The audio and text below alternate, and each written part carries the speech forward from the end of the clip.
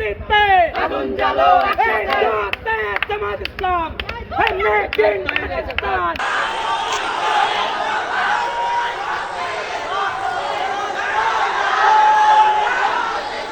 আমরা একটি বিষয় স্পষ্ট করতে চাই, রাজাকার আসলে কারা।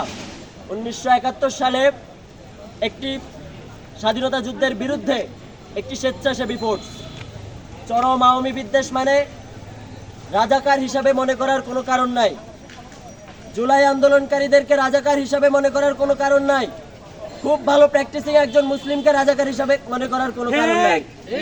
আমরা বিশ্বাস করি যারা 1971 সালে নিজেদেরকে পাকিস্তানের সহায়ক ফোর্স হিসাবে ঘোষণা করেছে, বাংলাদেশে যত গুম খুন হত্যা ধর্ষণ ঘটেছে সেগুলোতে নিরঙ্কুশভাবে নিঃশর্তভাবে সহায়তা দিয়েছে, আমরা তাদেরকে রাজাকার হিসাবে ঘোষণা করছি।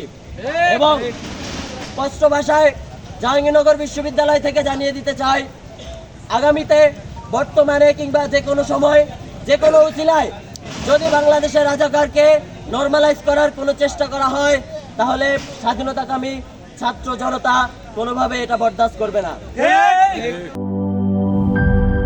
সিল্কোর সিল্ক অ্যান্ড শাইন, যাতে আছে আর্গান অয়েল ও ওট প্রোটিনের গুডনেস, যা আপনার চুলকে রাখে হেলদি অ্যান্ড শাইনিং।